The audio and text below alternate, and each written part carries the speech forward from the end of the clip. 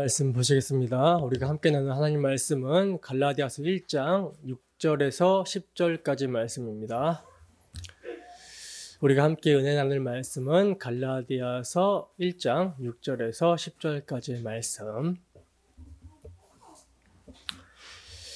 다 찾으셨으면 우리 함께 한 목소리로 합독하도록 하겠습니다. 시작. 그리스도의 은혜로 너희를 부르신 이를 이같이 속히 떠나 다른 복음을 따르는 것을 내가 이상하게 여기노라. 다른 복음은 없나니 다만 어떤 사람들이 너희를 교란하여 그리스도의 복음을 변하게 하려 함이라.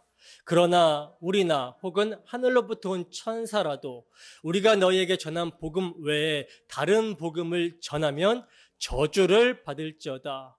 우리가 전에 말하였거니와 내가 지금 다시 말하노니 만일 누구든지 너희가 받은 것 외에 다른 복음을 전하면 저주를 받을지어다.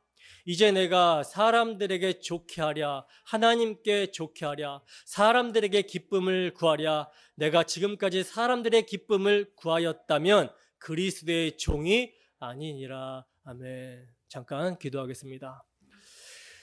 하나님 아버지, 부족한 죄인이, 연약한 죄인이 우리 구주 예수 그리스도의 피 흘리심을 의지하여 강단에 섰습니다. 이 시간 복음을 전하기를 원합니다. 복음만이 소망이기에 이 복음을 선포하기를 원합니다. 이 복음이 선포될 때 주 성령께서 이 복음을 사용하여 주셔서 우리의 심령 가운데 참으로 하나님 아버지와 우리 구주 예수 그리스도의 그 은혜와 사랑이 넘쳐날 수 있도록 우리의 심령 가운데 적용될 수 있도록 인도하여 주시옵소서. 그리하여 우리의 연약함과 우리의 무능함과 부패함을 덮어버리시고 우리를 새롭게 하심으로 주 하나님에 대하여 우리 구주 예수 그리스도를 위하여 살게 하시는 주님의 은혜가 은혜될 수 있도록 주께서 역사하여 주시고 함께하여 주시옵소서.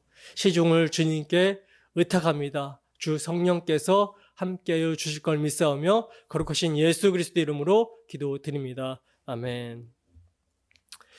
다른 복음을 전하면 저주를 받을지어다. 다른 복음을 전하면 저주를 받을지어다 라는 제목으로 하나님 말씀 증거하도록 하겠습니다. 한 주도 성령의 인도하심 가운데 우리 하나님 아버지와 주 예수 그리스도로 말미암아 은혜와 평강을 누리면서 사셨습니까? 여러분, 우리가 우리의 육신의 연약함으로 말미암아 자주 넘어질 수 있고 또 실수하고 그래서 육신의 정욕과 안목의 정욕과 이생의 자랑에 이끌려서 죄를 지을 수 있게 되는데 그러나 이때 또 우리가 다시 일어설 수 있는 근거는요, 굉장히 면목 없고 뻔뻔스러울 수 있지만 하나님 아버지께서 예수 그리스도로부터 우리에게 주신 은혜로 말미암아 다시 일어설 수 있다라는 사실이에요. 여기에 확고해야 됩니다. 바로 이 은혜로 말미암아 우리의 연약함에서 나오는 넘어짐과 실수에도 불구하고 하나님과 평강을 누릴 수가 있는 것입니다. 그러나 만약에 은혜로 말미암는 평강이 아니라 우리의 어떤 자격이나 어떤 공로나 행위로 말미암아 우리가 평강을 누리게 된다면 어떻게 될까요?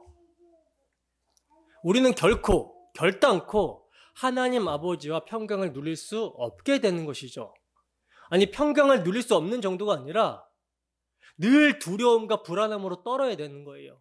만약에 우리의 구원이 하나님과의 평안이 우리의 어떤 자격이나 공로로 나오게 된다면 우리는 늘 두려움에 떨어야 됩니다.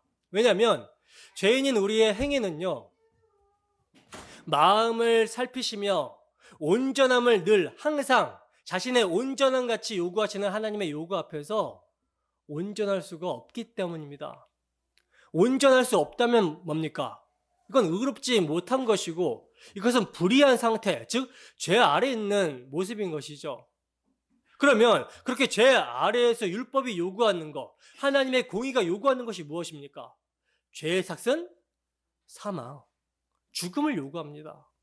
때문에 자신의 자격이나 공로, 자신의 행위를 의지하여 하나님 앞에 서려고 한다면 두려움 가운데, 무서움 가운데 죽기를 무서함으로 일생에 매여 종노릇하다가 종국에는 그 죄로 말미암아 영원한 멸망을 받게 되는 거예요. 그러나 긍휼이 풍성하신 하나님 아버지께서는 율법의 행위로는 결코 의를 얻을 수 없는 자들에게 의의 길, 의롭다함을 얻을 수 있는 길, 살 길을 주셨으니 그 길이 무엇입니까? 하나님께서 보내신 자, 그의 아들 예수 그리스도를 믿음으로 의롭다함을 받아 영생을 누리게 되는 길이죠. 이 의가요, 율법과 선지자들, 구약 성경이 증거하고 있었던 하나님의 의라는 사실이에요. 이 하나님의 의는요, 사람의 자격이나 공로나 행위로 말미암지 않고 오직 은혜로 값없이 죄인에게 구원을 베푸시는 하나님의 호의입니다. 바로 그 하나님의 은혜가 누구로부터? 예수 그리스도로부터 주어지게 된다라는 사실이에요.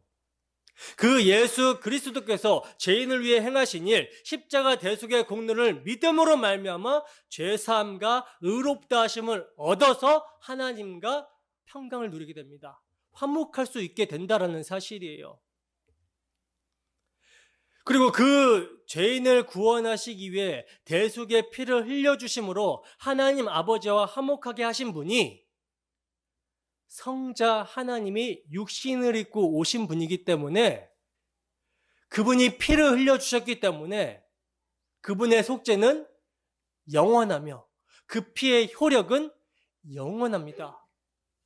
그렇기 때문에 오직 은혜로 그 피를 믿음으로 말미암아 의롭다 하심을 얻게 된 자들은요, 그들의 어떤 연약함과 실수와 자주 넘어짐에도 불구하고 그들을 위해 흘리신 예수 그리스도의 피가 영원하기 때문에, 영원히 그들을 덮어버렸기 때문에, 또 성령이 그들 마음 가운데 이를 증거하기 때문에 언제든지 일어설 수가 있으며 하나님과 평강을 누릴 수가 있는 거예요.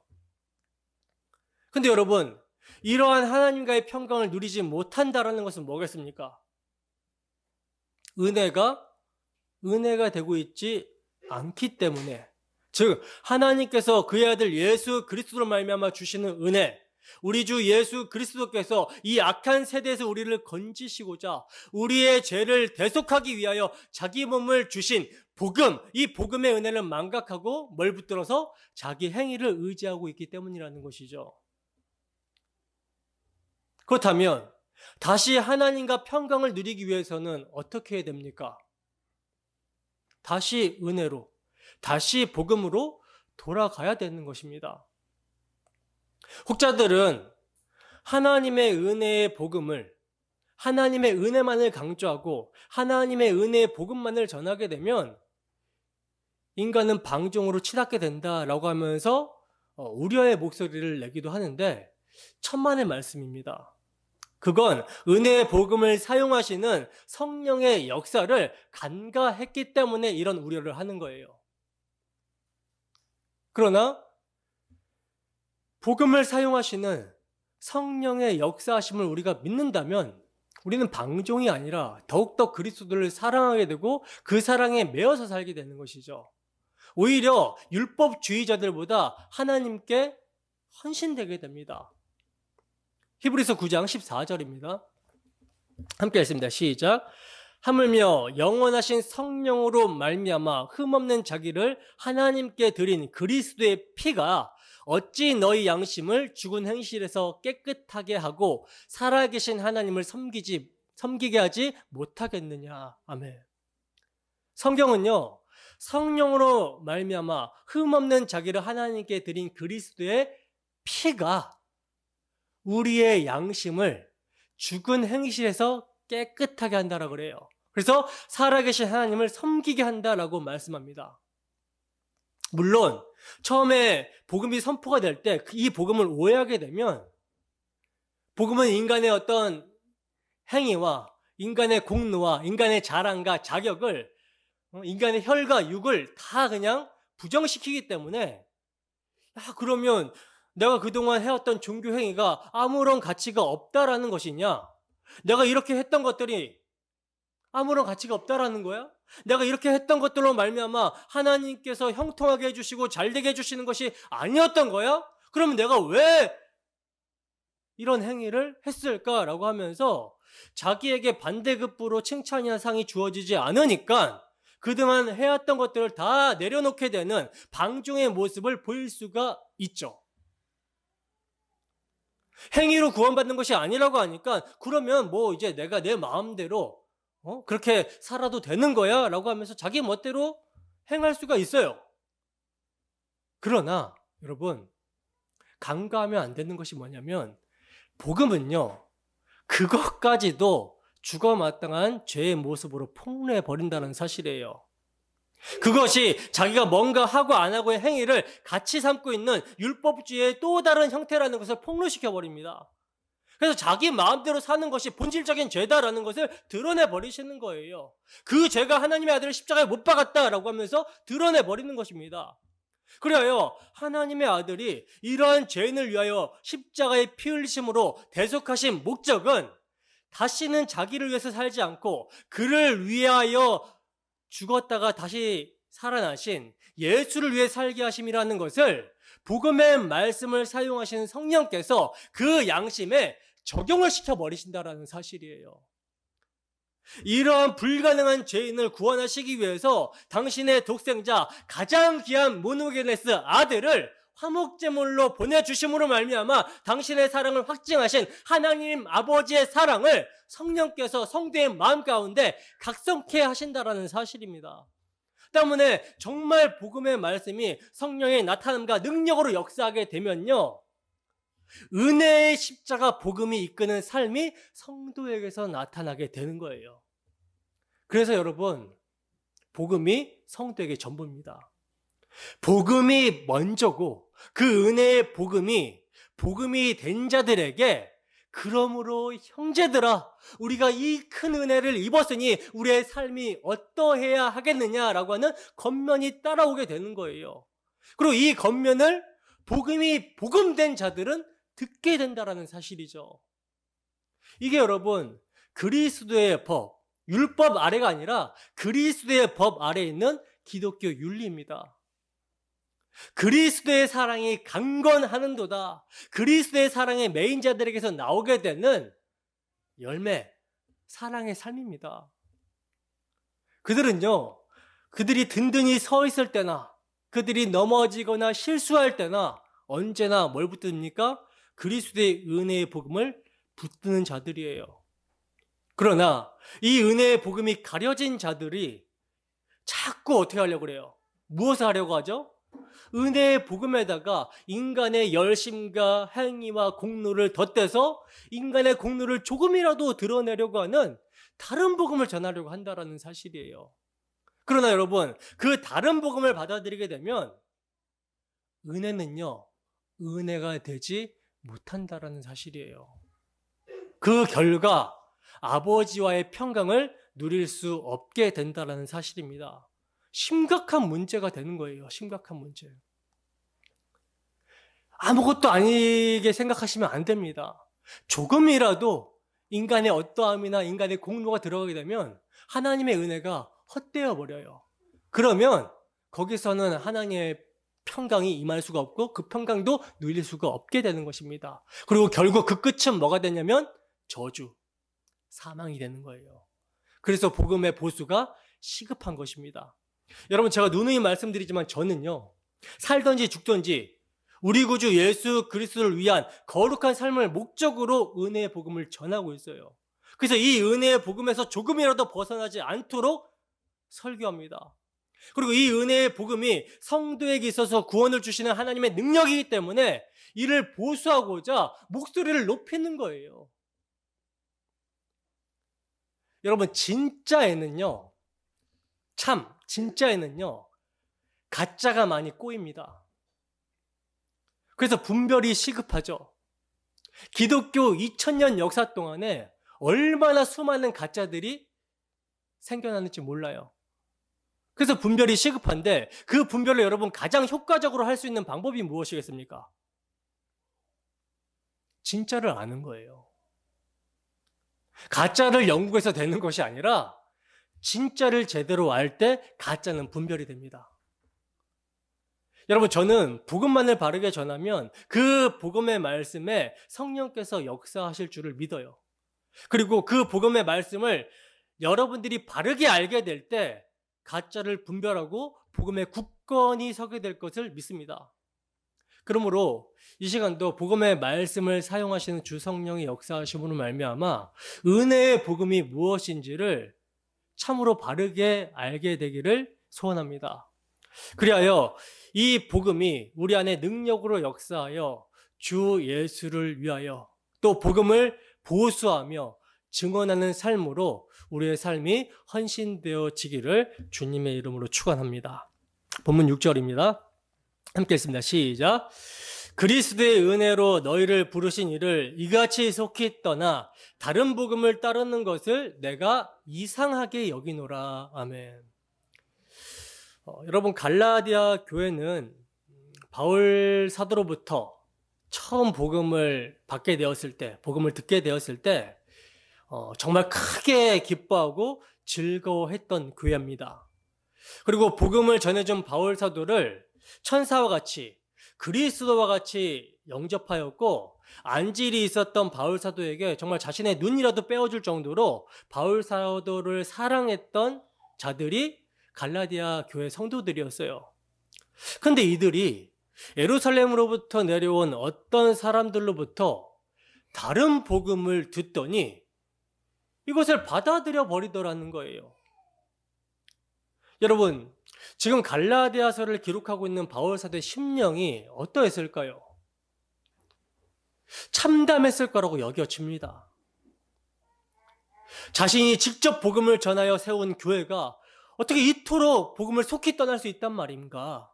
그것도 복음을 그들이 들었을 때 미지근하게 복음을 받아들였으면 모르는데 정말 기쁨과 즐거움과 환희 속에서 복음을 영접한 자들이 다른 복음에 어떻게 이토록 쉽게 넘어갈 수 있단 말인가?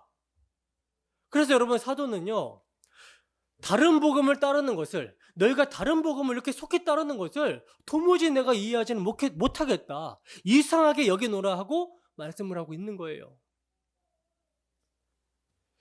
여기서 여러분, 바울 사도는요, 예루살렘에서 내려온 어떤 자들이 전하는 가르침을 무엇으로 규정하고 있죠? 다른 복음이라고 단호하게 규정을 하고 있는데 어떠한 점에서 다르길래 사도가 다른 복음이라고 단호하게 규정을 하고 있을까요? 그것은요, 그들이 예수 그리스도를 믿음으로 구원을 얻는다라는 이 은혜의 복음에 거기다가 이것은 부족한 것으로 여기면서 거기다가 할례를 행해야 되고 율법을 첨부해야 된다라고 주장했기 때문입니다. 여러분, 이 점에서 우리가 주의를 환기하게 되는 것은요, 그들은 결코 예수 그리스도를 부인하고 있지 않다라는 점이에요. 예수를 믿는다라고 합니다. 그러니까 오늘날로 표현하면요, 그들은 사도신경을 신앙으로 고백하는 사람들이라는 말이에요. 그렇다면 그들의 주장이 어째서 틀린 것인가? 사도는 이것을 한마디로 이렇게 말씀합니다. 그리스도의 은혜로 너희를 부르신 이를 이같이 속히 떠나. 여러분, 그리스도의 은혜로 너희를 부르신 이것이 뭐예요? 복음이에요. 은혜로 부르셨다라는 겁니다. 이게 복음입니다. 그런데 이 그리스도의 은혜에서 떠나게 되었기 때문에, 떠나게 만들었기 때문에 다른 복음이 되는 거예요. 여러분, 사도가 하나님께서 우리를 부르시는데 무엇으로 부르셨다라고 그러죠? 그리스도의 은혜로 부르셨다라고 그러죠. 그리스도의 은혜가 여러분 복음이거든요. 그렇다면 그리스도의 은혜란 무엇인가? 여러분, 우선 그리스도라는 말부터 보시면 구약의 히브리어로 메시아라는 말인데 이 메시아라는 말의 뜻은요, 기름 부음을 받은 자라는 뜻입니다. 그리고 기름 부음을 받았다라는 것은요, 거룩하게 구별되었다, 성별되었다라는 사실을 말하는 거거든요. 그래서 구약을 보게 되면 기름 부음을 누가 받죠? 왕이나 제사장이나 선지자가 기름 부음을 받게 되는 것을 보게 되는데, 이 메시아를 헬라어로 번역한 말이 그리스도예요. 근데 여러분, 이러한 구약의 기름 부음을 받은 자들, 왕, 선지자, 제사장은요, 장차 오실 참된 기름 부음을 받을 자 메시아를 보여주는 사람들이었죠. 그래서 구약 전체가 오실 메시아를 보여주고 있는 거예요. 근데 구약의 왕이나 제사장이나 선지자가 메시아, 즉 그리스도를 증거하게 되는 것은요, 그들의 능력, 자기 자신들의 능력이 아닙니다. 베드로전서 1장 10절에서 12절 말씀 함께 읽어보겠습니다. 시작. 이 구원에 대하여는 너희에게 임할 은혜를 예언하던 선지자들이 연구하고 부지런히 살펴서 자기 속에 계신 그리스도의 영이 그 받으실 고난과 후에 받으실 영광을 미리 증언하여 누구를 또는 어떠한 때를 지시하시는지 상고하니라. 이 섬긴 바가 자기를 위한 것이 아니요 너희를 위한 것임이 계시로 알게 되었으니 이것은 하늘로부터 보내신 성령을 힘입어 복음을 전하는 자들로 이제 너희에게 알린 것이요 천사들도 살펴보기를 원하는 것이니라. 아멘. 자, 보시다시피 여러분, 구약의 선지자들이 그리스도를 증거한 것은요, 그리스도의 영으로 말미암아 증거한 거예요. 구약의 선지자들에게 그리스도의 영이 임하여 자기 속에 계신 그리스도의 영이 그리스도가 받으실 고난과 후에 받으실 영광을 증거하였고, 이 섬긴 바가, 그러니까 선지자들이 그리스도의 영으로 말미암아 그리스도의 고난과 후에 받으실 영광을 증거한 것이 너희를 위한 것이었다. 근데 이제 하늘로부터 보내신 성령을 힘입어 복음을 전하는 자들로 말미암아 이제 오늘 우리에게도 알려주셨다라는 것입니다. 그러므로 구약에서 복음을 전하는 자들도, 신약에서 복음을 증거한 사도들도, 또 그 복음을 듣고 믿게 된 자들까지도 다 뭐예요? 다 그리스도의 은혜로 되어졌다라는 것이 그리스도의 은혜입니다. 복음이에요. 오직 은혜에서 은혜로, 믿음에서 믿음입니다. 그리고 이런 그리스도의 은혜의 복음이 전하여지고 믿게 된 것은요, 바로 예수 그리스도께서 당신이 십자가에서 다 이루신 결과로 말미암게 되는 거예요. 여러분들이 잘 알다시피 예수님께서 십자가에 죽으신 죽음은 어떤 죽음입니까? 율법에 의하면 저주를 받은 죽음이죠. 신명기 21장 23절 말씀 보겠습니다. 함께 읽습니다. 시작. 그 시체를 나무 위에 밤새도록 두지 말고 그날에 장사하여 내 하나님 여호와께서 내게 기업으로 주시는 땅을 더럽히지 말라. 나무에 달린 자는 하나님께 저주를 받았음이니라. 아멘. 자, 보시다시피 율법에 의하면요, 나무에 달린 자는 뭐예요? 하나님께 저주를 받아 죽은 죽음이에요. 때문에 율법을 외우다시피 하는 유대인들은요, 예수님의 십자가 처형을 하나님께 저주받아 죽은 죽음으로 보는 것이 당연합니다. 그래서 예수님의 십자가 앞에서 그 수많은 사람들이 다 돌아섰던 거예요. 빵을 주고 병을 고쳐줬을 때는 그들이 메시아라고 예수님을 임금 삼으려고 했던 자들이 십자가 앞에서는요, 고개를 절레절레 흔들면서 침을 뱉고 모욕을 하면서 돌아섰습니다. 심지어 사랑받던 제자들도 다 배신하고 돌아서 버렸어요. 그런데 이 저주가 어떤 저주인지를 바울 사도가 갈라디아서에서 말씀하고 있는데 어떤 저주라고 말씀합니까? 갈라디아서 3장 13절에서 14절 말씀입니다. 함께 읽습니다. 시작. 그리스도께서 우리를 위하여 저주를 받은 바 되사 율법의 저주에서 우리를 속량하셨으니 기록된 바 나무에 달린 자마다 저주 아래 있는 자라 하였습니다. 이는 그리스도 예수 안에서 아브라함의 복이 이방인에게 미치게 하고 또 우리로 하여금 믿음으로 말미암아 성령의 약속을 받게 하려 함이라. 아멘. 자, 보세요. 바울 사도는요, 그리스도께서 나무에 달려 죽으신 죽음이 저주받아 죽은 그 죽음이 맞는데, 그리스도께서 이 저주를 받아 죽으신 것이 그리스도의 죄 때문이 아니라 누구의 죄 때문이라고 그래요? 우리의 죄를 위하여 저주를 받으신 죽음이라고 말씀하고 있다는 사실이에요. 그러므로 그리스도 예수 안에서 아브라함의 복, 즉 믿음으로 의롭다함을 받는 복이 이방인에까지 이르게 하고 믿음으로 성령의 약속을 받게 하려 하심이라고 말씀을 하고 있습니다. 고린도후서 5장 19절에서 21절 말씀입니다. 함께 했습니다. 시작. 곧 하나님께서 그리스도 안에 계시사 세상을 자기와 화목하게 하시며 그들의 죄를 그들에게 돌리지 아니하시고 화목하게 하는 말씀을 우리에게 부탁하셨느니라. 그러므로 우리가 그리스도를 대신하여 사신이 되어 하나님이 우리를 통하여 너희를 권면하신 것 같이 그리스도를 대신하여 간청하노니 너희는 하나님과 화목하라. 하나님이 죄를 알지도 못하신 이를 우리를 대신하여 죄로 삼으신 것은 우리로 하여금 그 안에서 하나님의 의가 되게 하려 하심이라. 아멘.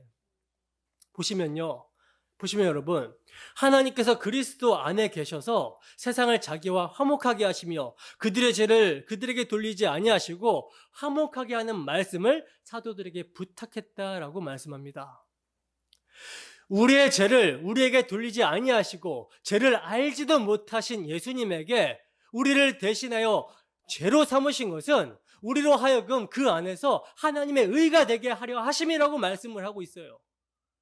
그러니까 예수님은요, 하나님 아버지의 뜻을 따라 그 죄를 알지도 못하신 분이 우리의 죄가 되어 십자가에 죽으심으로 율법 아래, 죄 아래, 진노 아래, 심판 아래 모든 저주와 심판과 사망을 우리 대신 받으신 것입니다.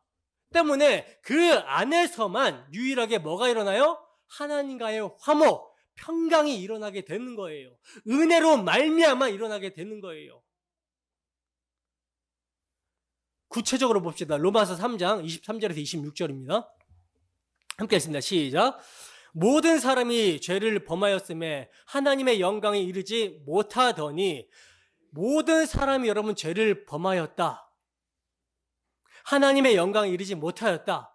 이것은요, 죄 아래에 있는 인간의 실상인 것이죠. 이 죄 아래에 있는 인간들의 실상은요, 그들의 행위로는 의롭다 하심을 받을 육체가 없다라는 사실이에요. 그러나 그 의롭다함을 받을 수 있는 길을 하나님께서 오직 은혜로 마련해 주셨다라는 사실입니다. 24절 보세요. 함께 했습니다. 시작. 그리스도 예수 안에 있는 성령으로 말미암아 하나님의 은혜로 값없이 의롭다 하심을 얻은 자 되었느니라. 이 예수를 하나님이 그의 피로써 믿음으로 말미암는 화목제물로 세우셨으니 이는 하나님께서 길이 참으시는 중에 전에 지은 죄를 관가하심으로 자기의 의로우심을 나타내려 하심이니 곧 이때에 자기의 의로우심을 나타내사 자기도 의로우시며 또한 예수 믿는 자를 의롭다 하려 하심이라. 아멘. 로마서 4장 25절 함께 했습니다. 시작. 예수는 우리가 범죄한 것 때문에 내줌이 되고 또한 우리를 의롭다 하시기 위하여 살아나셨느니라. 아멘. 여러분, 이게 뭐예요? 이게 그리스도의 은혜입니다. 이게 여러분 복음이에요. 하나님께서 그리스도의 은혜로, 즉 복음의 은혜로 갈라디아 교회를 부르셨다라는 것입니다. 근데 이 은혜를 이들이 속히 떠나 다른 복음을 따라간 거예요. 사도는 이것을 도무지 이해할 수 없다라고 하는 것입니다. 여러분, 왜 다른 복음을 이렇게 따르게 될까요? 왜 은혜로 부르신 이를 속히 떠나 다른 복음을 따르게 될까요? 왜냐면요, 선악과 따먹고 스스로 주체가 되어버린 인간은 자기의 존재됨, 자기의 가치됨을 자신의 힘으로 증명해 보이겠다라는 것이 육체의 본성이 되어 있어서 그래요. 그래서 뭐가 낯서냐면 은혜가 낯섭니다. 은혜가 없는 세상, 오직 나의 행함만으로 살아남는 세상이 지옥인데도 마귀는 이런 지옥을 인간의 힘으로 만들어내는 것을 천국인 양 속이고 있다는 것이죠. 그리고 하나님의 거저주시는 창조의 은혜와 구원의 은혜를 인생들이, 아담 안에서 범죄한 인생들이 떠났기 때문에 그렇습니다. 그러므로 구원이란 오직 하나님의 은혜에 절대적으로 의존이 되는 것을 구원이라고 하는 거예요. 근데 이러한 은혜가 너무나 낯설게 여겨지는 세상이기 때문에 주 예수의 은혜로 우리를 불러내신 분이 하나님이신데 이런 은혜의 복음을 듣고서도 아직 육체의 본성이, 죄의 습관이 있다 보니까 다른 복음을 살짝 제시하면 사람들이 그것으로 혹하고 빠져들어가는 거예요. 그것이 갈라디아 교회에서는 할례를 언급하고 있지만 오늘날에는요, 더 많은 것들로 다른 복음에 들어가게 만들고 있다는 사실입니다. 여러분, 다른 복음은요, 그리스도의 은혜에 집중하지 못하게 하고 그리스도의 은혜에서 떠나게 만드는 것을 다른 복음이라고 합니다. 인간의 어떠함, 인간의 가능성, 인간의 추구하는 바를 바라보게 만드는 것을 다른 복음이라고 해요. 그리스도 예수 그리스도의 십자가, 여기에 관심을 두지 않게 만드는 거, 이게 다른 복음입니다. 오늘날 여러분 대표적인 다른 복음이 뭡니까? 번영신학이죠. 번영신학. 예수님이 우리의 죄로 말미암는 가난과 질병과 모든 어려움을 십자가에서 해결했다라는 거예요. 그러니 이제 예수를 믿는 우리는 가난에서도 벗어나야 되고 질병에서도 벗어나야 되고 모든 어려움에서도 벗어나서 하는 일마다 형통해야 된다라고 하는 것입니다. 그리고 이것을 통해서 자신이 예수를 잘 믿는 자인지를 증명해야 된다라고 하는 거예요. 어디에 초점을 맞추게 돼요? 인간됨에 초점을 맞추게 하죠. 그리고 또 이러한 복을 받으며 능력 있는 그리스도의 삶을 살기 위해서는 예수 믿는 것만으로는 부족하고 세컨 블레싱, 성령 세례를 받아야 된다라고 합니다. 그래서 이 성령 받은 것을 뭘로 증명해야 된다 그래요? 방언이나 신비한 체험이나 기적과 이적을 성령 받은 증거로 제시를 하죠. 주장을 합니다. 그리고 이러한 기복과 신비주의는요, 반드시 뭐와 연결이 되냐면 율법주의와 연결이 돼요. 다 자기 행위에 관심을 두게 하고 그리스도의 은혜, 십자가에서 멀리 떠나게 만들고 있습니다. 그러나 성경이 증거하는 바는 뭐예요? 예수님께서는 당신이 보여주실 표적이 요나의 표적뿐이라고 말씀을 하셨어요. 악하고 음란한 세대가 표적을 구한다라고 말씀하시면서 내가 보여줄 표적은 요나의 표적뿐이라고 하셨습니다. 그러므로 우리는요, 예수님께서 보여주신 표적, 예수 그리스도께서 십자가로 다 이루셨다라는 그 표적만이 참으로 표적인 줄로 믿어야 되는 거예요. 근데 도대체 그 십자가에서 예수님이 무엇을 다 이루었다라는 말씀입니까? 여러분, 예수님이 십자가에서 뭘 다 이루셨죠? 율법과 선지자가 증거하는 것이 하나님의 의라고 했잖아요. 하나님의 모든 약속, 하나님의 모든 말씀, 하나님의 모든 의를 십자가에서 다 이루셨어요. 그러므로 십자가는요, 율법의 완성입니다. 예수 그리스도의 십자가는 모든 저주를 다 받아내시며 동시에 율법의 정신인 사랑을 이루시사 자기 백성들을 속량하여 그들의 의가 되신 거예요. 그 십자가에서 다 이루심을 증명하는 것이 무엇입니까? 부활입니다. 하나님 아버지께서 의인으로서 불의한 자를 살리시기 위해 대속하신 예수님을요, 죽은 자 가운데서 다시 살리시고 그를 하늘에 앉히셨어요. 그리고 이로 말미암아 주님은 아버지로부터 성령을 받아서 성령을 부어주시는 것입니다.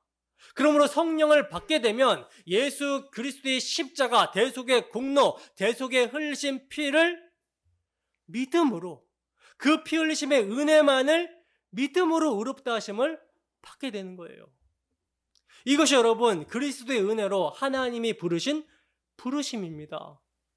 근데 여기서 떠나게 하는 거, 여기서 벗어나게 하는 거, 여기서 벗어나서 인간의 행위에 가치를 두게 하는 거, 다른 복음이라는 것이죠.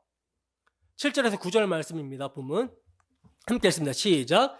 다른 복음은 없나니 다만 어떤 사람들이 너희를 교란하여 그리스도의 복음을 변하게 하려 함이라. 그러나 우리나 혹은 하늘로부터 온 천사라도 우리가 너희에게 전한 복음 외에 다른 복음을 전하면 저주를 받을지어다. 우리가 전에 말하였거니와 내가 지금 다시 말하노니 만일 누구든지 너희가 받은 것 외에 다른 복음을 전하면 저주를 받을지어다. 아멘.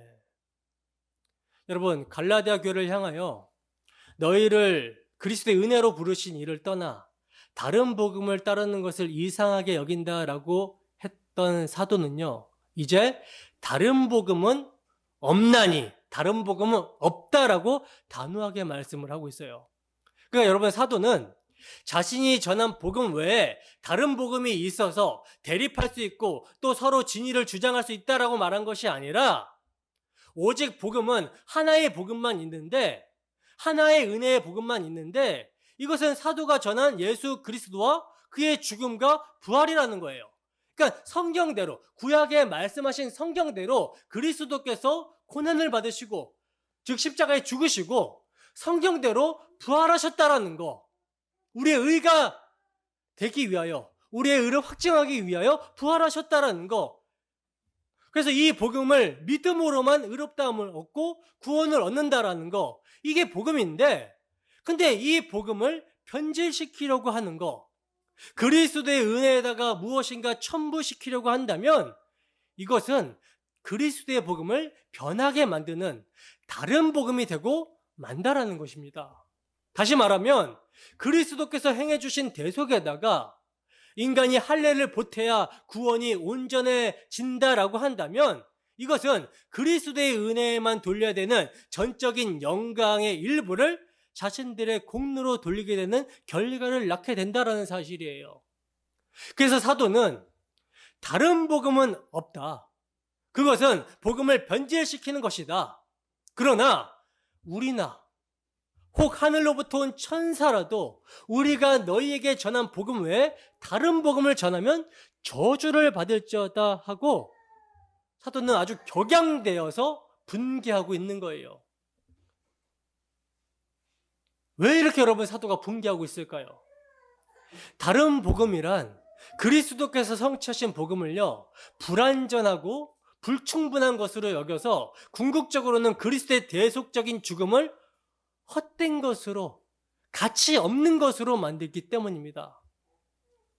제가 능동순종, 수동순종을 이렇게 갈라버리는 사람들에 대해서 계속 비판적 시각으로 말씀을 드리는 것은요, 그 교리를 따라가게 되면 예수 그리스도의 대속의 은혜는 사라지고 뭐만 남아요? 예수님께서 율법 지키신 그 의만 남아요.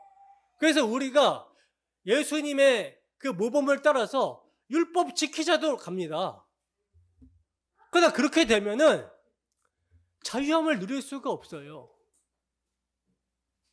평안함을 누릴 수가 없습니다.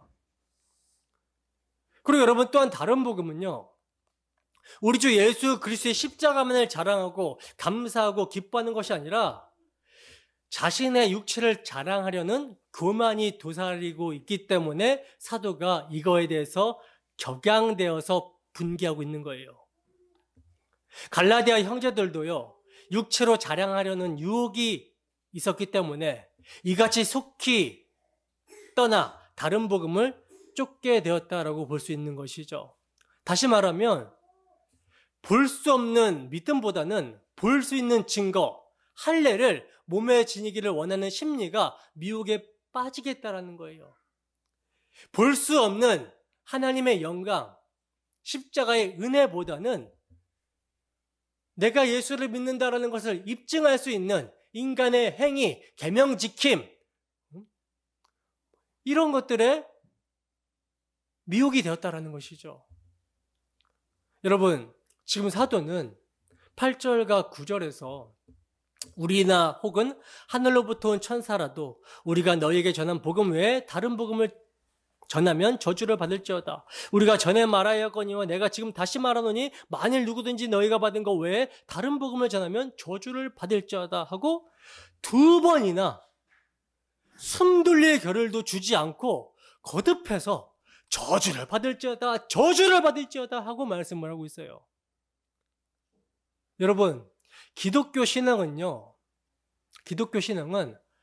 좋은 게 좋은 거지, 이게 결코 될 수 없다라는 사실입니다. 좋은 게 좋은 거지. 야, 저 사람은 뭐 저렇게 믿을 수도 있구나. 뭐 그럴 수도 있지. 이런 차원이 아니라는 사실입니다. 잘못 믿으면 끝장이에요. 잘못 믿으면 끝나요. 이것은 여러분 편협하고 독선적으로 보여도 어쩔 수가 없어요. 사도는요, 여러분 사도는 제일 먼저 우리나라고 하면서 우리, 즉 자신일지라도 우리가 너에게 전한 복음 외에 다른 복음을 전하면 저주를 받는다라고 말씀합니다. 심지어 하늘로부터 온 천사라 할지라도 다른 복음을 전하면 저주를 받는다라고 그래요. 그리고 누구든지 다른 복음을 전하면 저주를 받는다 하고 말씀을 하고 있습니다. 만일 누구든지라는 말씀은 오늘날의 설교자들도 예외가 될 수 없다라는 말씀이 되는 것이고, 설교를 듣고 있는 여러분들에게도 해당이 되는 말씀인 것이죠. 왜 여러분 사도가 이렇게까지 분개하면서 다른 복음을 전하면, 즉 복음을 바라보지 못하게 만들면 저주를 받는다라고 말씀을 하고 있을까요? 왜냐하면 여러분, 우리가 십자가에 달린 예수 그리스도, 은혜의 복음을 바라보지 못하게 되면, 즉 복음을 믿음으로 말미암는 의를 붙들지 않게 되면 저주를 받게 되기 때문입니다. 어떤 저주를 받게 될까요? 그리스도에게서 끊어지게 되는 저주를 받게 되기 때문이라는 거예요. 로마서 9장 3절입니다. 함께 읽습니다. 시작. 나의 형제 곧 골계 친척을 위하여 내 자신이 저주를 받아 그리스도에게서 끊어질지라도 원하는 바로라. 아멘. 보세요 여러분, 바울 사도는요, 자기 형제를 위하여 저주를 받더라도 그들이 은혜의 복음으로 돌아오면 좋겠다라고 말씀을 합니다. 여러분, 바울의 형제들, 이스라엘 백성들이 왜 돌아오지 않고 있습니까? 하나님의 의, 복음을 붙들지 않고 자기의 율법을 지키고 있는 자기 행위를 붙들고 있기 때문이에요. 그러면 여기서 저주가 무엇입니까? 그리스도에게서 끊어지는 것이 저주입니다. 세상의 실패를 저주로 말하고 있지 않아요. 세상 사람들이 다 저주받았다라고 하는 그러한 삶을 저주의 삶으로 말하고 있지 않습니다. 뭐가 저주예요? 그리스도에게서 끊어지는 것이 저주예요. 우리가 여러분 어떤 환난을 당한다 할지라도 예수 그리스도의 십자가가 뚜렷하게 보이게 된다면 그것은요, 저주가 아니라 복입니다. 복 받은 사람이에요. 영원한 복을 받은 사람이에요. 그런데 그리스도의 은혜의 복음을 변하게 만들어 버리면, 그래서 그것을 따르게 되면 어떻게 되겠습니까? 은혜에서 떨어지게 되는, 그리스도에게서 끊어지게 되는 저주를 받게 되는 사실이에요. 여러분, 오늘날 조국 교회 안에서 나타나는 현상들을 보면 참으로 안타깝고 참으로 분이 일어나지 않습니까? 여러분, 우리에게는 오늘날 그 복음이 변질되어지는 그런 현상들을 보면서 의분이 일어나고 있습니까? 현대교회의 치명적인 병폐 중에 하나가 뭔지 아세요? 사탄에 대한 적개심을 상실해 버렸다라는 사실이에요. 적개심은커녕 마귀라는 말을 하면요, 듣기 싫어하고 비웃고 조롱합니다. 마귀의 존재 자체를 부인하고 있어요. 그러나 악령을 부인하게 되면 종래는 성령도 부정하게 되고 많은 것이죠. 하나님께서는요, 너의 후손, 뱀의 후손도 여자의 후손과 원수가 되게 하리니 라고 말씀을 하셨습니다. 우리 주님께서도 심령의 통분히 여기셨다라고 말씀을 하고 있어요. 바울 사도가 아테네에서 우상이 가득하게 된 것을 보고 마음에 분하여라고 말씀을 하고 있습니다. 여러분, 우리에게 이러한 적개심이 있습니까? 비진리를 전파하는 자에 대한 의분이 있습니까? 분이 여기는 마음이 없다면 결국 사랑의 열정도 없다라는 증거예요. 여러분, 신구약을 통틀어서 다른 복음, 다른 길은 없습니다. 바울 사도는 갈라디아서 3장 8절에서 또 하나님이 이방을 믿음으로 말미암아 의로 정하실 것을 성경이 미리 알고 아브라함에게 복음을 전했다라고 말씀을 하고 있어요. 그러니까 성경은 여러분 놀랍게도요, 아브라함에게 복음을 전했다라고 말씀을 하고 있습니다. 바울이 말씀하고 있는 복음이란 뭡니까? 하나님께서 아브라함에게 내 씨로 말미암아 천하 만민이 복을 얻으리라 하고 세워주신 메시아 언약을 지금 의미하는 거거든요. 그리고 여러분, 모세도 죽기 전에 교훈하기를 신명기에서 이렇게 말씀을 하고 있어요. 신명기 16장 5절에서 6절 말씀입니다. 함께 했습니다. 시작. 유월절 제사를 내 하나님 여호와께서 내게 주신 각성에서 드리지 말고 오직 내 하나님 여호와께서 자기의 이름을 두시려고 택하신 곳에서 내가 애굽에서 나오던 시가 곧 초저녁 해질 때에 유월절 제물을 드리고. 아멘. 여러분, 이 의미가 뭡니까? 구원의 근거가 오직 유월절 어린 양, 곧 그리스도께서 희생당하신 갈보리 십자가에만 있음을 강력히 시사해주고 있는 것이죠. 근데 여러분, 하나님이 계시해 주신 복음을요, 변하게 하려는 시도 또한 역시 구약 시대에서부터 있었음을 주목해야 됩니다. 북이스라엘의 왕, 초대 왕 여로보암이요, 절기를 지키려고 열지파가 예루살렘 성전에 드나들다 보면은 자기를 배신하고 유다에게, 다윗에게 돌아갈까봐 뭘 만들어내죠? 단과 베델에 금송아지를 만들고 절기를 바꿔버려요. 그리고 레위지파만 제사장인데 일반 사람들을 제사장 직분을 감당하게 해버립니다. 그래놓고 이 금송아지가 너희를 애굽 땅에서 인도하여 낸 너희 하나님 여호와다, 너희 신이다, 이래버립니다. 복음을 다른 복음으로 변개시켜버리는 것이죠.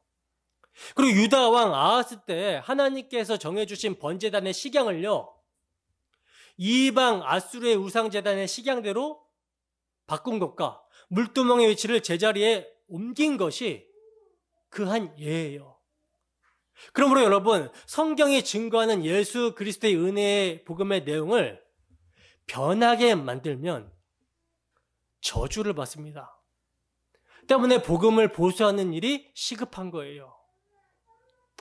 자, 그러면 이제 예수 그리스도이심을 믿는 예루살렘 교회의 어떤 사람들이 왜 복음을 변질시키는 다른 복음을 전하게 되었을까라고 하는 질문을 갖게 되죠. 이런 질문을 해보게 되는데, 여기에 대한 답을요, 바울 사도는 고린도 후서 3장 12절에서 18절에서 말씀을 하고 있어요. 고린도 후서 3장 12절에서 17절 말씀입니다. 18절이 아니고, 함께 했습니다. 시작. 우리가 이 같은 소망이 있으므로 담대히 말하노니 우리는 모세가 이스라엘 자손들에게 장차 없어질 것의 결국을 주목하지 못하게 하려고 수건을 그 얼굴에 쓴 것 같이 아니하노라. 그러나 그들의 마음이 완고하여 오늘까지도 구약을 읽을 때에 그 수건이 벗겨지지 아니하고 있으니 그 수건은 그리스도 안에서 없어질 것이라. 오늘까지 모세의 글을 읽을 때 수건이 그 마음을 덮었도다. 그러나 언제든지 주께로 돌아가면 그 수건이 벗겨지리라. 주는 영이시니 주의 영이 계신 곳에는 자유가 있느니라. 아멘.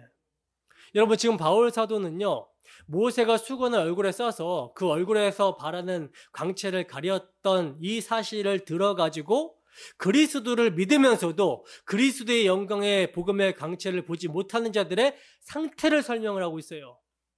우리는 모세가 이스라엘 자손에게 장차 없어질 것의 결국을 주목하지 못하게 하려고 수건을 그 얼굴에 쓴 것 같이 아니한다. 그러나 그들의 마음이 완고하여 오늘까지도 구약을 읽을 때에 그 수건이 벗겨지지 않고 있다. 그러나 그 수건은 그리스도 안에서 없어질 것이다. 여러분, 구약 시대에도 복음이 있었습니다. 단지 근데 그 복음이 의문이라는 수건에 가리워져 있었을 뿐이라는 거예요.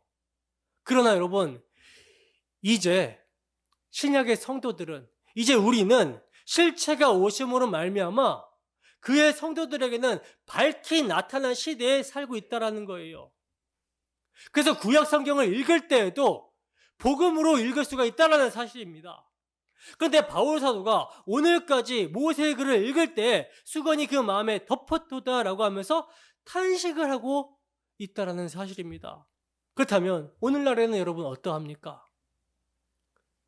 정말 탄식이 절로 나오고 있습니다. 구약 성경에서 교훈이나 축복은 보면서도 그리스도를 전혀 보지 못하고 그리스도를 전혀 증거하지 못하고 있다는 사실이에요. 이것은 뭡니까?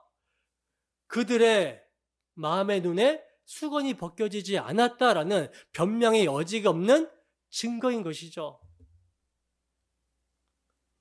그러나 그리스도께로 돌아가게 되면 그 수건은 벗겨진다라고 말씀합니다.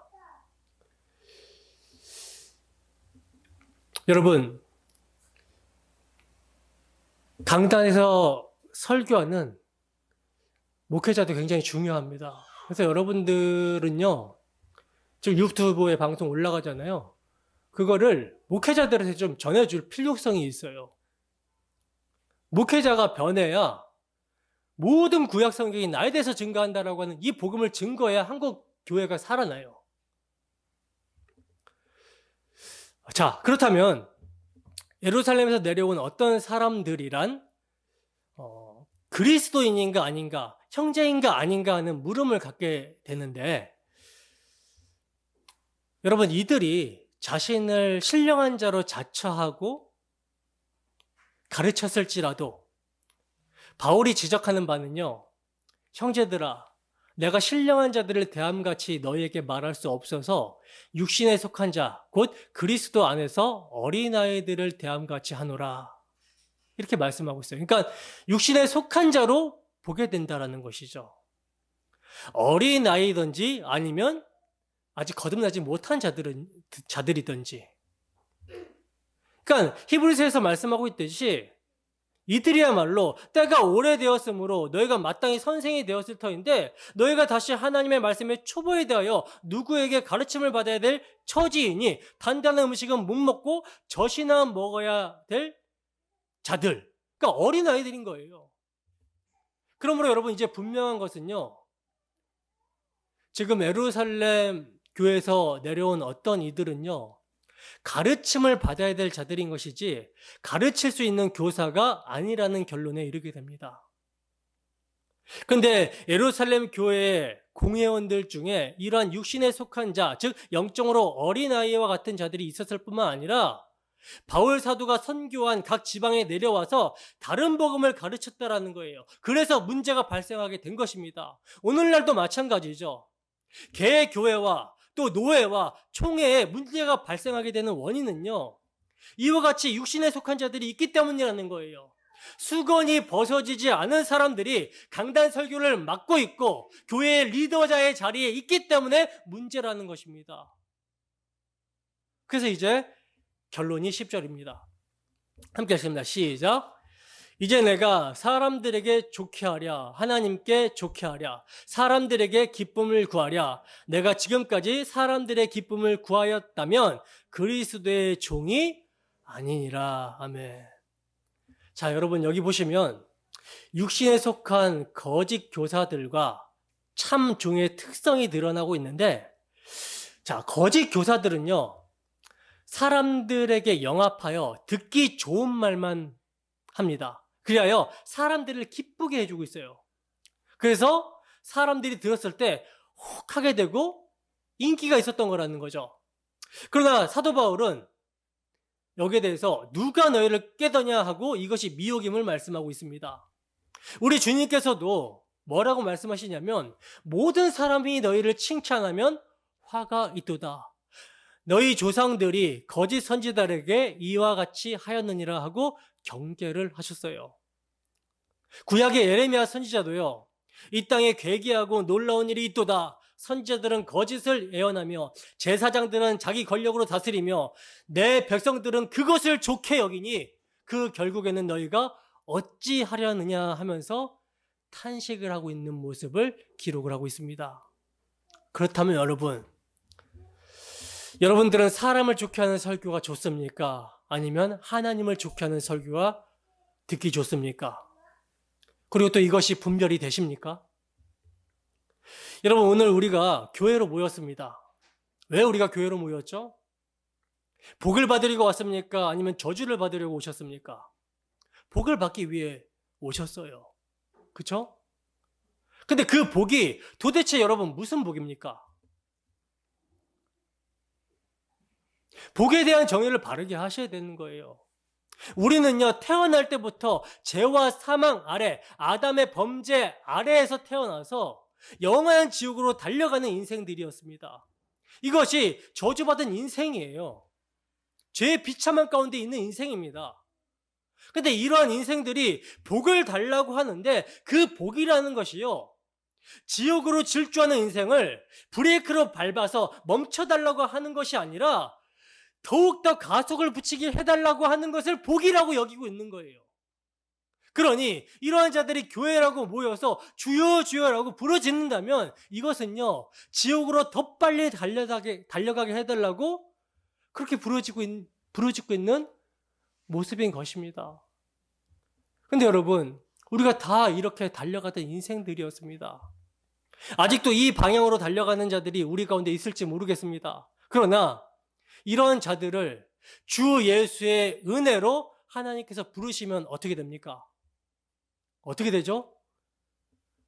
여러분, 브레이크가 고장이 난 차가 내리막길로 막 달려나가고 있는 것을 스스로 멈출 수 있는 방법이 있습니까? 없습니까? 없어요. 근데 예수님께서 그런 인생을 붙잡아 돌이키시는데 어떻게 돌이키시냐면 자신의 몸을 던져서 차를 멈춰 세우신 거예요. 이때 여러분, 그동안 인생의 성공이라고 여기면서 싣고 다녔던 모든 것들이 거기서 다 전복이 일어나게 됩니다. 돈도 명예도 자존심도 자신의 가치도 다 날아가 버리는 그 사고 현장에서 누가 죽어 있어요? 나를 지으신, 나를 사랑하시는 창조주 하나님이 죽어 계신 거예요. 이것이 여러분 십자가에 부닥치는 사건인 것입니다. 이 십자가는요, 우리가 육신을 벗을 때까지 계속해서 반복될 것입니다. 이런 사건들을 통하여 하나님의 손에 사로잡혀 가게 되는 인생을 여러분 거룩하게 구별된 성도라고 하는 거예요. 그래서 이제부터 죄와 사망이 왕노릇하는 것이 아니라 의와 생명이 왕노릇합니다. 우리를 이런 세계로 이끌어 가시는 것을 그리스도의 은혜로 불러내신 하나님의 사랑이라고 하는 거예요. 여러분, 이러한 하나님의 사랑, 이러한 복음 듣기가 좋습니까? 여러분들이 좋아하십니까? 말라기서 1장 1절에서 5절 말씀을 보면요, 여호와께서 이스라엘 백성들에게 내가 너희를 사랑한다 라고 말씀을 합니다. 내가 너희를 사랑한다. 그러자 이스라엘 백성들이 어떤 태도로 보이냐면, 사랑한다고요? 주께서 어떻게 우리를 사랑하셨습니까? 하면서 대들어요. 그때 하나님의 말씀이 뭐냐면, 내가 야곱은 사랑하고 에서는 미워하였다라고 말씀합니다. 그런데 여러분, 하나님의 사랑받은 야곱은 어떠한 인생을 삽니까? 정말 죽도록 고생하는 삶을 살아가요. 반면에 하나님의 미움을 받은 에서는 어떻게 살죠? 자기 할아버지 아브라함보다 더 부자의 인생을 살아갑니다. 아브라함은 사병이 318명이었는데 에서는 400명이에요. 그리고 에서는요, 별 고생한 기록도 없고 부자가 되고 강한 성벽을 쌓고 살아갑니다. 근데 이러한 에서가 어떻게 하나님의 미움을 받은 자가 됩니까? 하나님의 미움을 받았다면 하는 일이 다 저주와 실패로 돌아가야 되는데 오히려 세상에서 부자가 되고 떵떵거리고 강한 자로 살아가요. 하나님께서 허물어 버려도 자기들의 힘으로 다시 쌓겠다라고 하는 것입니다. 그러나 여러분, 이 모습이 저주받은 모습입니다. 하나님 없이 자기 힘으로 살아가겠다라는 모습이에요. 성벽을 강하게 하여야 되고 군대도 모여야 되고 자기 힘으로 살아가야 되는 상태가 저주라는 사실이죠. 그런데 반면에 하나님의 사랑을 받는 야곱은 어떤 삶을 살게 되죠? 언약을 이해하지 못할 때는 나름대로 자기가 하나님의 복을 받아내기 위해서 온갖 꾀를 쓰고 불철주야 노력을 하죠. 그러나 그 모든 과정들이 말 그대로 고난의 연속입니다. 아버지와 형을 속이고 장자의 축복을 받은 야곱이 외삼촌 집으로, 라반의 집으로 도망가서 자기 몸을 의탁하게 됩니다.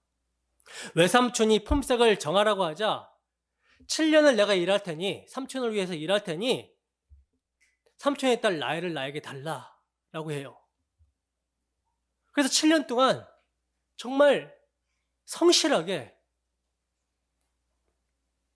고생해서 양들을 지키고 보호하고 그 삭수로 드디어 라헬을 받는 첫날 밤이 됐는데, 첫날 밤을 지내고 나니까 누구예요?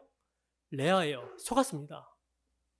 그래서 다시 7년을 더 일하면 라반이 라헬을 주겠다라고 하자 야곱이 7년을 더 일해서 라헬을 다시 아내로 받게 되죠. 그리고 6년 동안은 자기 품삯을 위해서 일해서 재산이 늘어갑니다. 그러나 야곱의 가정은요, 늘 싸움이 끊어지지 않아요. 두 자매가 한 남편을 맞았는데 야곱이 사랑하는 라헬이 아이를 낳지 못합니다. 사랑을 받지 못하는 레아를 하나님께서 은총을 베풀어 주셔서 자식을 낳게 하시는데, 이것을 이제 질투를 하게 돼서 자기 종을 주고 서로 자기 종을 주어서 아내가 무려 4명이가 되어버렸어요. 어느 하루인들 야곱이 편할 날이 없습니다.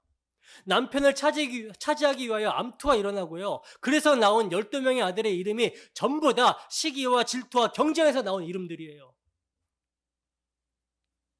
그리고 이제 라반에게서 따가운 은총을 받은 아브라함이 그 라반에게서 떠나서 도망을 가게 되는데, 야복강 강가에서 누굴 만나게 되죠? 하나님의 사자를 만나게 되죠. 하나님을 만나게 되죠.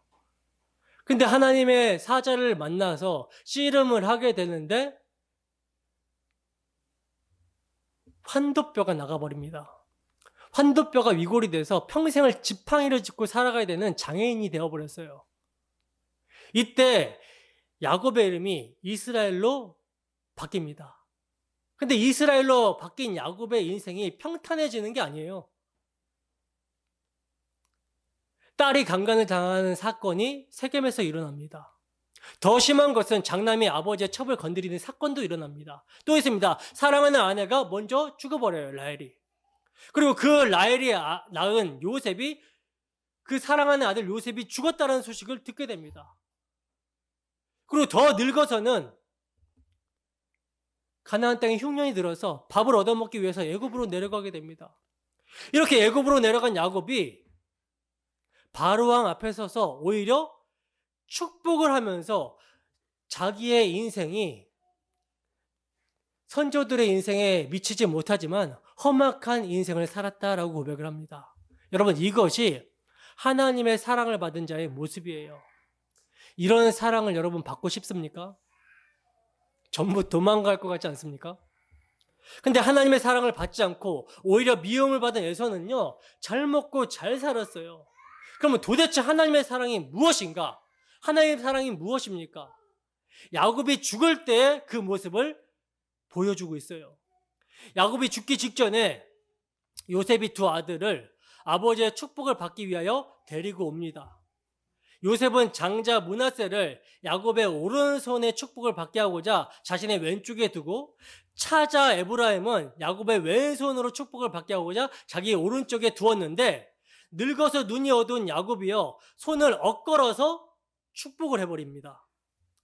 그래서 요셉이 이거 아닌데 하면서 손을 바꾸어 놓으려고 하자 야곱이 뭐라고 합니까? 내 아들아, 나도 안다라고 하면서 축복을 해버리시는 거예요. 뭘 의미하죠, 여러분? 하나님의 뜻과 사람의 뜻이 다르다라는 것을 의미하는 것이죠. 사람의 복과 하나님의 복이 다르다라는 것을 의미하는 거예요. 사람의 사랑과 하나님의 사랑이 다르다라는 것을 의미하는 것입니다. 그렇다면 도대체 하나님의 사랑을 받은 야곱이 무엇을 받았다라는 말입니까? 야곱이요, 자신이 죽을 때 자기의 해골을 아브라함의 무덤에 장사 지내어 달라고 부탁을 합니다, 요셉에게.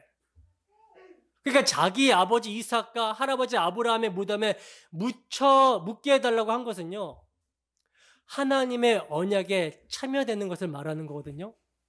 하나님께서 아브라함과 이삭과 야곱에게 약속하신 그 약속 안에 들어가게 되는 것이 뭐다? 하나님의 사랑이라는 거예요. 눈에 보이지도 않는 그 약속 하나를 붙들게 하기 위하여 야곱은요, 그의 인생이 죽도록 고생하는 인생이 되었던 거예요. 그 약속의 완성이 여러분 무엇입니까? 예수 그리스도의 십자가입니다. 야곱은요, 자신이 믿던 모든 것, 자신이 같이 이루던 모든 것, 자신이 사랑했던 모든 것들이 다 털리고 하나님의 약속, 그 약속 하나를 붙들게 되었다라는 거예요.